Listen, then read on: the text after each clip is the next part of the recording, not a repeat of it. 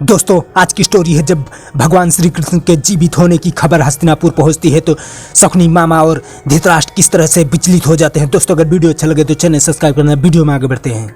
द्वारिका से आया राजदूत कहता है, कौरव कुल शिरोमणि महाराज धृतराष्ट्र और इस सभा में विराजमान समस्त गुरुजनों, मंत्रियों, महारथियों और नगर के प्रमुख जनों को द्वारिका के राजदूत धैवत पुत्र संभल यदुवंशी का प्रणाम स्वीकार हो। धृतराष्ट्र कहते हैं, द्वारिका के दूत संभल यदुवंशी का हस्तिनापुर में स्वागत है। दूत कहता है, ये सेवक आपकी उदारता का आभारी है। यदि सम्राट की आज्ञा हो तो हम अपने स्वामी द्वारिकाधीश की ओर से एक राजपत्र श्री चरणों में भेंट करना चाहता हूँ। धृतराष्ट्र कहते हैं, महामंत्री विदुर। विदुर कहते हैं, जी महाराज, ये राजपत्र ले लो।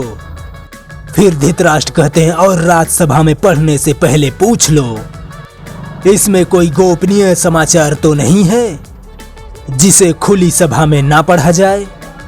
दूत कहता है, नहीं महाराज, इसमें लिखी हुई कोई भी बात गोपनीय नहीं है। ये पत्र खुली सभा में सभी को बेटोक सुनाया जा सकता है। ये पत्र तो एक राजा ने दूसरे राजा को ये कहने के लिए लिखा है, यदि संसार में शांति का वातावरण बनाना है और समस्त राज्यों के प्रजाजनों को निर्भय और निडर होकर अपना अपना जीवन सुख से बिताना है तो इस धरती के समस्त राज्यों के बीच आपस में युद्ध ना करने की प्रतिज्ञा करनी चाहिए। उन्होंने द्वारिका नाम के जिस राज्य की स्थापना की है उसकी राजनीति का प्रथम लक्ष्य है कि इस भूखंड के समस्त राज्यों के बीच मैत्री का संबंध स्थापित करके सारी मानव जाति के कल्याण हेतु विश्व शांति की नींव रखी जाए। इसीलिए द्वारिकाधीश ने समस्त राज्यों के बीच मैत्री का हाथ बढ़ाया है।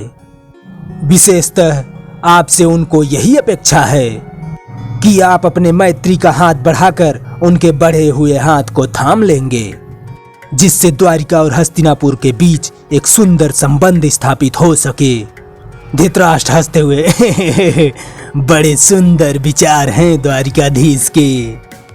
द्वारिका और हस्तिनापुर के जो मैत्री संबंध के बारे में आपने बात कही है, तभी शकुनी मामा कहता है, क्षमा करें महाराज, मतपत्र और शांति योजना के विषय में आप अपना मत प्रकट करें।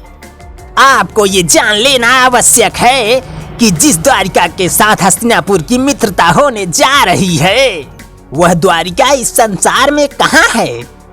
वो द्वारिका इस संसार में कहाँ है? क्योंकि अभी तक इस नाम के कोई देश अथवा किसी प्रदेश का वर्णन अभी तक सुनने में नहीं आया। वास्तव में कोई द्वारिका है या फिर ये राजदूत आपको किसी काल्पनिक देश के साथ आपका संबंध जोड़ना चाहता है? यदि कोई द्वारिका है तो उसका राजा कौन है, किस कुल का है, उस कुल का इतिहास क्या है, वो हमारा शत्रु है अथवा मित्र? इन सब बातों को जाने बिना हम कैसे किसी के साथ संधि कर सकते हैं महाराज? धृतराष्ट्र कहता है, राजकुमार शकुनी ठीक कहते हैं। द्वारिका के राजदूत हमारे और भी दरबारी ये जानना चाहते हैं कि ये द्वारिका नगरी कहाँ पर है। राजदूत कहता है, महाराज, द्वारिका एक समुद्र के बीच एक द्वीप है जो कभी कुश स्थली नाम से विख्यात था। बहुत काल पहले वहाँ पर महाराज रैवत राज्य करते थे। शकुनी कहता है, आहा, राजदूत, एक द्वारिका एक द्वीप का नाम है। भाई, उसकी राजधानी कौन सी है? कितनी बड़ी है उसकी राजधानी? राजदूत, वहाँ पर कोई पक्के मकान है कि मछलियाँ पकड़ने वाले के झोपड़े? क्योंकि समुद्र में रहेंगे तो समुद्र से मछलियाँ ही प्राप्त होंगी ना। दूत कहता है, आपने 3 प्रश्न एक साथ पूछ लिए राजकुमार, तो तीनों के उत्तर सुनिए। द्वारिका की राजधानी का नाम द्वारिका है और वो राजधानी इतनी बड़ी है जिसमें द्वारिकाधीश के महान और विशाल वंश के सभी वंशज एक साथ रहते हैं। बल्कि उनकी कई अक्षौड़ी और चतुरंगनी सेना उस नगर में निवास करती है। अब रहा प्रश्न घर और मकान कैसे हैं, तो राजकुमार पहले तो ये बात जो आपके विचार हैं कि समुद्र के अंदर केवल मछलियां ही प्राप्त होती हैं, ये सत्य है, परंतु ये केवल अर्ध सत्य है। समुद्र के अंदर मछलियों के अतिरिक्त हीरो की खानें भी होती हैं। सागर के गर्भ में अनंत माणिक और मोतियां भी छुपी हुई हैं, संपदा छुपी हुई है। इसीलिए द्वारिका के भवन समुद्र से निकाले गए माणिक्य और मोतियों से बने हुए हैं। घरों की सीढ़ियां हीरो से जड़ी हुई हैं। गलियों का फर्श पन्ने का है। उस नगर में एक ऐसा भी सभागृह है जिसे स्वर्ग से लाया गया है। उस सभागृह का ऐसा गुण है, जब तक उसके अंदर बैठे रहो तब तक भूख प्यास नहीं लगती। सो ऐसी है द्वारिकाधीश की द्वारिका। शकुनी कहता है, तूने द्वारिका का इतना सुंदर वर्णन किया है, सुनकर लगता है ये नगरी किसी जादूगर ने बनाई है।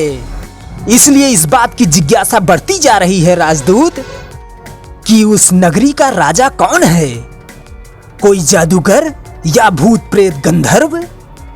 दूत कहता, जी वहां का राजा नहीं है।